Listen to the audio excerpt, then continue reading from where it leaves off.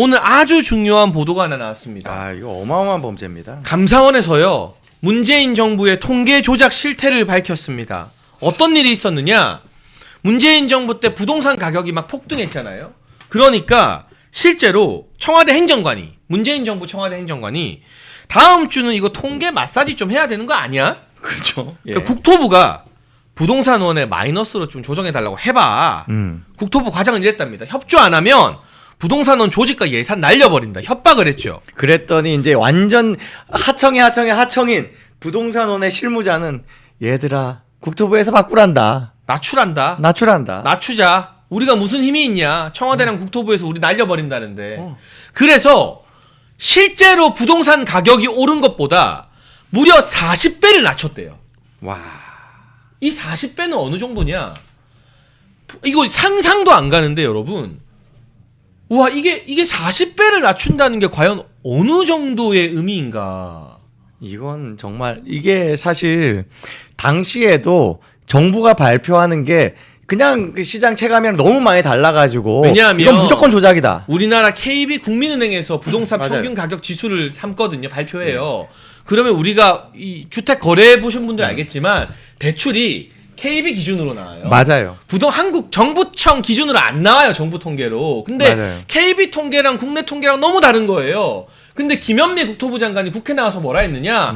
통계청 자료 들이밀면서 서울 부동산 가격 별로 안 올랐다고 했어요. 그랬죠. 근데 4년 동안 102번이나 부동산 통계를 조작했고 40배라는 건 여러분 무슨 뜻이냐?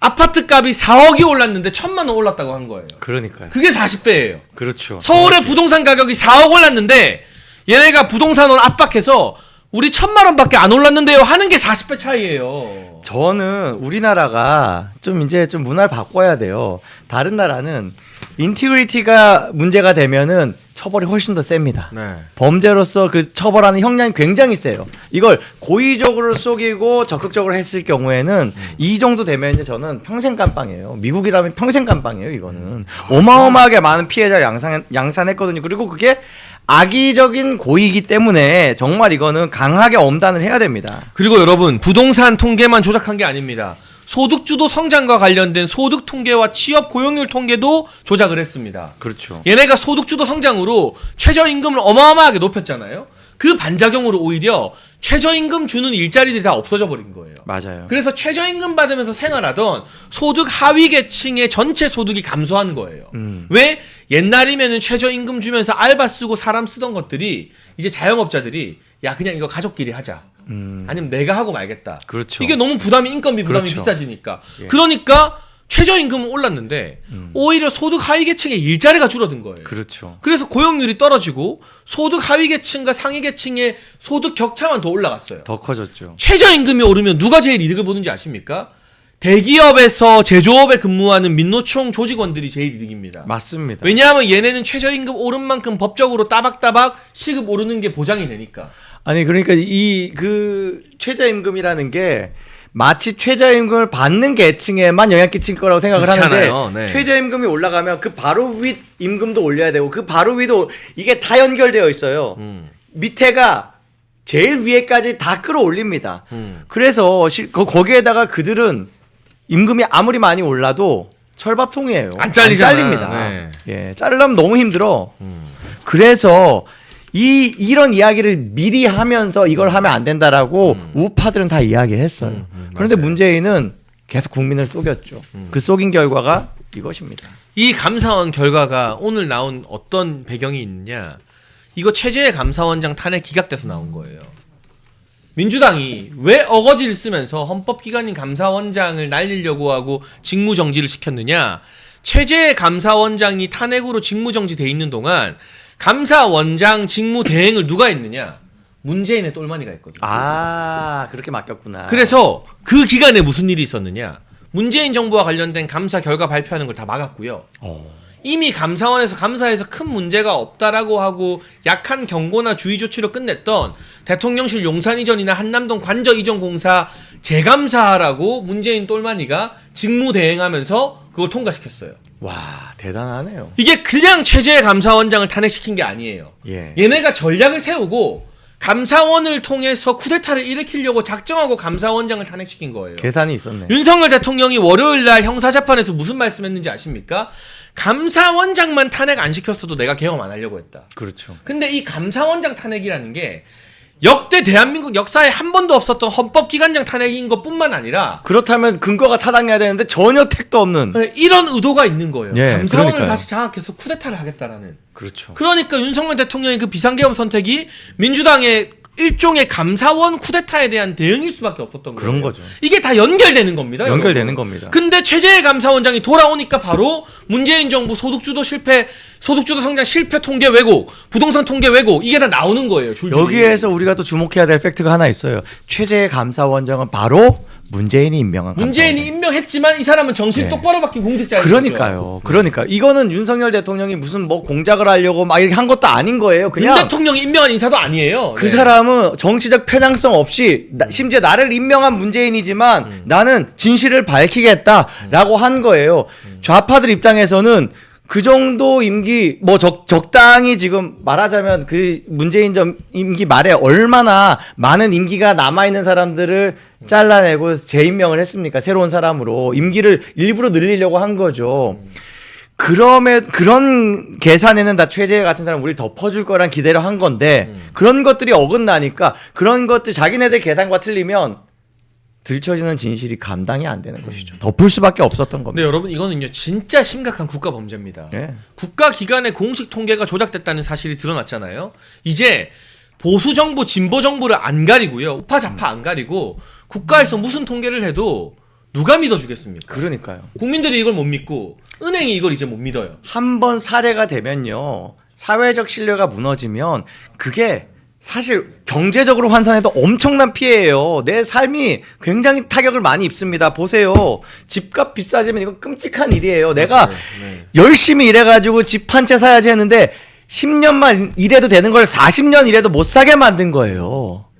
정말 중요한 우리가 반드시 알아야 되는, 그리고 반드시 처단해야 되는 그리고 그런 이거 범죄입니다. 해외 투자자들이나 국가 신용 평가 내리는 무디스 같은 기관에서 야 이제 대한민국 정부 통계를 우리가 어떻게 믿냐. 그렇죠. 국가 신용 등급 하락시키잖아요. 그럼 주가고 뭐고 다 곤두박질 치는 거예요. 맞습니다. 이 정도 심각한 문제에 대해서 감사원이 22명에 대해서 검찰에 고발했고 고발 조치가 진행 중이고, 그리고 뭐 이 30몇 명에 대해서 의견서를 냈다고 하는데 이거 문재인이 관여 안 했겠습니까? 여기에 김상조 정책실장이나 그 당시 김현미 국토부 장관 등이 개입돼 있는데 이거 당시 대통령이었던 문재인 모르게 이걸 할 수 있습니까? 그 말하자면 어공들, 뭐 임명직들, 이 사람들 그렇게 여기에 목숨 걸 필요 없어요. 자기 있는 동안에 적당히 자기 뭐 월급 받다가 말하자면 국회의원으로 다시 돌아가면 되는 사람들입니다. 그 사람들이 굳이 이런 짓, 어떻게 보면 자기 배지 영원히 못 달 수도 있는 무리수를 던진다? 저는 그럴 개연성 별로 없다고 봐요. 더 큰 권력이 강제한 겁니다. 그 권력은 뻔한 거예요. 예. 근데 저는 그런 의미에서 제일 너무너무 안타까운 게 우리 윤석열 정부의 정말 좋은 빛나는 성과들이 있지만 윤석열 정부의 최대 패착, 최대 실책은 뭐냐? 문재인 바로 깜빵 안 보낸 것 같아요. 그러니까요. 그게 그게 윤석열 대통령의 부족함이 아니었던 게 너무 속상한 거예요. 그게 한동훈을 법무부 장관으로 임명하고 친문 좌파 이원석을 한동훈이 강력하게 추천해서 원래 대통령의 후보군에도 이원석은 없었다고 합니다. 없었어요. 그런데 전 이건 대통령께 직접 들은 이야기예요. 근데 이원석을 한동훈이 강력하게 주장해서 검찰총장 앉히면서 이원석이 갑자기 이 지금의 중앙지검장 이창수 중앙지검장이 문재인 수사 잘하고 있으니까 완전 죄를 뿌렸잖아요. 네, 전직 그랬죠. 대통령에 대한 예를 갖춰라. 뭐 그런 식으로 전직 대통령에 대한 수사는 신중을 기해야 된다. 그거 하지 말라는 뜻이거든요. 예, 그런 거죠. 그런 식으로 견제했고, 더 구체적인 방해가 있어요. 그 전주지검장, 전주에서 요청 올라온 구속영장 신청을, 압수수색 영장 신청을 대검이 반려했어요. 그러니까 이원석이 못하게 막은 겁니다. 그 영장은 뭐였냐? 계좌 압수수색이에요. 계좌 압수수색이 이거는 이 정도 범죄는 이거 시작하면서 동시에 바로 치는 거거든요. 뭐였냐? 사위의 그 특혜 채용 비리였습니다. 그걸 보기 위해서, 그게 이 어떤 범죄 구조를 밝히기 위해서는 그 집안 내에서 자금이 어떤 식으로 움직였냐가 중요하고 그거 확인해야죠. 네. 특히 지금 문재인이 그동안은 이 지금 부부에 대해서 생계를 책임져 왔다가 채용된 이후에는 생계에 책임질 필요가 없다. 돈을 더 이상 송금하지 않았다. 송금한 흔적이 있다가 없는 흔적이 있다. 이걸 밝혀내는 게 공소장에 반드시 들어가야 되거든요. 그걸 막은 거예요. 수사를 하지 말라는 겁니다. 그런 인간이 이원석이었어요. 그런 사람이 있는데 어떻게 문재인을 잡겠습니까? 이거는 그래도 수사기관에서 어느 정도 간접적으로 표현해가면서 대검이라고 이야기했거든요. 뭐 대검이 검찰총장입니다. 대검에서 그걸 막았다. 요 정도 한 줄 보도가 나와서 우리가 정황 파악한 거지 그 외에 얼마나 많은 수사 방해가 있었을 것이며 혹은 박세현 같이 같은 성향의 그 밑에 하급 뭐 검사들 그런 사람들과 짝짝꿍이 돼가지고 은폐한 게 얼마나 많을까 생각이 듭니다. 지금 이런 통계 조작 사건이 불거지고 공식적으로 감사원 결과로 확인이 되었는데 문재인을 안 잡아놓고 한동훈 이원석 조가 방치했다는 거 그야말로 천추의 한이다라는 생각이 다시금 들고요. 저한테 뭐 어떤 정치적 의사를 말씀하시는 분들 중에서도 그런 분들 아주 많았어요. 윤석열 대통령이 문재인 안 잡아넣기 때문에 못 믿겠다. 완전 찐우파인데. 맞아요. 그 말씀하시는 분들 많았거든요. 그런 게 어떻게 보면 이 총선에서도 조금 결집을 와해시킨 그런 동력 중에 하나입니다. 근데 그게 윤석열 대통령 탓이 아니었던 거예요.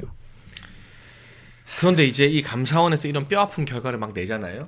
제가 오늘 조선일보 보도 보고 좀 충격을 받았거든요. 네. 민주당이 벌써 자기들이 정권 잡으면 이재명이 대통령 되면 국가기관을 어떻게 소나기에 놓고 망칠지 플랜을 다 짜고 있대요. 야, 공식 보고서가 나왔대요. 검찰은 완전 이제 박살 나는 거죠. 그러니까 뭐 검찰이 공소청 되고 이러는 공소청. 거는 우리가 다 예상했던 바고 예. 방첩사를 세 개로 쪼갠대요. 세 개로 쪼개요. 그리고 그거는 이제 뭐 기능을 국가 그냥 안보 기능을 완전 무력화시킨다는 예. 거잖아요. 감사원은 어떻게 하는지 아십니까? 어떻게 하나요? 국회 밑에 둬서 감사원에서 감사를 하고 싶을 때 국회의 동의를 받게 만든다. 아, 대단하다. 그러면 민주당이 동의 안 해주면 어떤 감사도 못 하게 되는 거예요. 야, 이건 뭐 아주 그냥 지금 3권을 다 장악하겠다는 시도가 되네요, 결국에는. 그러면 국회를 장악한 민주당이 윤석열 정부 감사는 허락해주고 그렇죠. 문재인 정부나 뭐 나중에 설령 얘네 생각대로 이재명이 대통령 됐다가 물러나도 국회 다수당만 얘네가 어떻게든 장악하고 있으면 이재명 정부 입에 담는 것도 끔찍한데 진보 정부 민주당 정부에 대한 감사 자체는 못하는 민주당의 사냥개가 되는 거예요. 감사원이 그냥. 그런데 거기 이상한 게 있어요. 그 뭐 아무리 그래도 국회에 민주당이 붙박이 다수당은 아니잖아요. 자신감이 있다는 거지 얘네들. 무슨 자신감이죠, 그게? 선거를 어떻게든 만지든 말아먹든 해서 바로 그 포인트입니다. 네, 명원이 다수당 해먹는다는 자신감이 있다는 거지. 선거를 질 것도 가정한다면 절대로 못할 발상 맞아요. 자체를 못해요. 네. 그런데 절대로 지지 않을 만한 자신감이 있는 겁니다. 그래서 우리가 진짜 선관위에 대해서도 계속 우리가 강한 목소리 내야 되는 것이죠. 근데 진짜 이상한 게요. 민주당이 지금 다 찢어버리겠다는 거거든요. 검찰 찢죠. 군대 방첩사 찢죠. 감사원 찢죠. 근데 유일하게 안 찢는 게 선관위예요. 예, 그러니까요. 선관위에서 이렇게 많은 부정 채용과 불법 채용과 선거 부실 논란이 일어나고 있는데 우리가 선관위를 비판하면 갑자기 민주당이 그 사람을 고발합니다. 그러니까. 처음에 전환기 선생님이 왜 등장했습니까? 선관위 까는 영상 올렸는데 민주당이 전환기를 고발하면서 이 전환기의 돌풍이 시작된 거 아닙니까? 그것도 웃긴 게 유튜브에 신고를 했어요. 예. 그게 뭐 하는 짓이에요? 그게 뭐 무슨 의미가 있습니까? 모든 국가 공공기관을 다 찢어버리는 민주당이 선관위만 안 찢고 있어요. 이거는 민주당과 선관위의 강력한 결탁이고 카르텔이다. 그러니까 이 구조를 우리가 해결하지 않으면 선거를 하는 게 과연 어떤 의미가 있느냐. 이 구조를 반드시 해결하는 의지를 가진 사람이 이번에 보수 진영의 대통령 후보가 돼야 되는 거예요. 선관위가 이제 대법관들이 호선으로 이제 돌아가면서 선관위원장 맡는 그 구조. 그것부터 깨야 돼요. 그 구조가 좌익 사법 카르텔이 장악하지 않았을 때는 그렇게 문제된 적이 없어요. 이 구조는 뭐 최근 일이 아니잖아요. 네. 근데 아예 좌익들이 아주 그냥 사법부를 다 휘어잡고 심지어 양승태 그 사법농단 이 프레임으로 양승태와 등등 해가지고 여러 이제 법관들을 어떻게 보면은 그냥 인민재판을 해버릴 인민재판이라기보다 재판은 무죄가 나왔으니까 그렇죠. 네. 아주 그냥 그 사화를 벌인 거잖아요. 네. 그 과정에서 양심적이고 또 뭐 정치적으로 우파 성향인 법관들이 옷을 많이 벗었어요. 뭐 지금 화가 미칠 수가 있으니까 어떻게 예방적으로 벗은 사람도 꽤 있을 겁니다.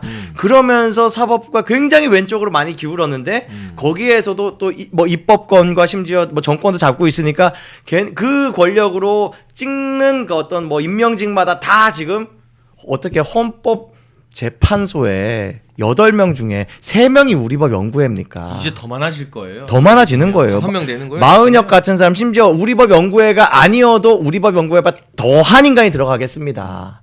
이거 정말 심각한 문제. 우리가 이걸 어떻게 막냐? 진짜 대선 사생 결단해야 돼요.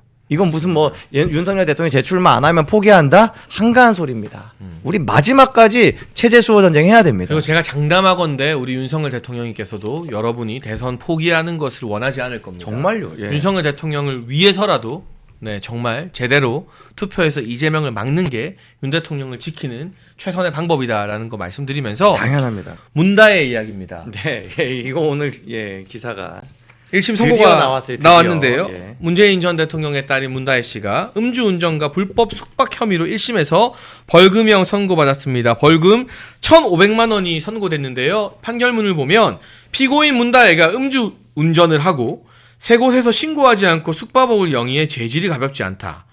혈중 알코올 농도 수치가 높고 숙박업 운영 기간이 장기간이며 매출이 다행히 다액인 점은 불리한 점이라고 밝혔습니다. 다만 피고인이 잘못을 인정하면서 깊이 뉘우치고 있는 것으로 보이고 이 사건 이전에 형사처벌받은 전력이 없는 점 등을 참작했다면서 검찰은 징역 1년을 구형했지만 벌금 1,500만 원을 선고했습니다. 우리가 봤을 때는 굉장히 아쉽죠. 선고일 수 있겠습니다만 일반적으로 음주운전과 불법 숙박업 운영의 판례를 따져보면 이 1,500만 원은 무거운 형이긴 해요. 양형 기준으로 보면은 네, 분명 그럴 결코 겁니다. 결코 많이 봐준 건 예, 아니에요. 그럴 네. 겁니다. 그리고 벌금액으로는 사실 굉장히 큰 벌금 아마 뭐 최대 3천만 원 정도 뭐 그렇게 될 텐데 네. 그 중에서 이 정도면은 그래도 벌금으로는 세게 맞았다. 전혀 만족할 수가 없죠.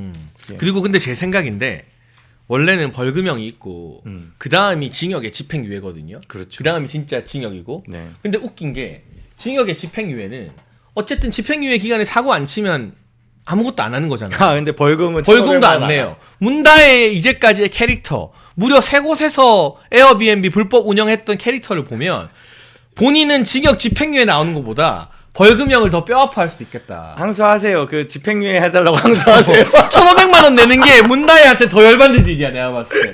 그리고 야 이 포인트 너무 재밌다. 그리고 문재인 입장에서도 그 딸 생활비 본인이 다 내주고 막 책 출간비해서 막 2억 얼마씩 받아주고 했잖아요. 자기 개 키우는 돈 안 준다고 개 파양하는 인간이잖아 문재인. 맞아. 문재인도 야 그냥 집행유예 받고 치우지 뭘 벌금을 1,500만 원이나 그 1,500이 문재인 주머니에서 나갈 수도 있는 거거든요.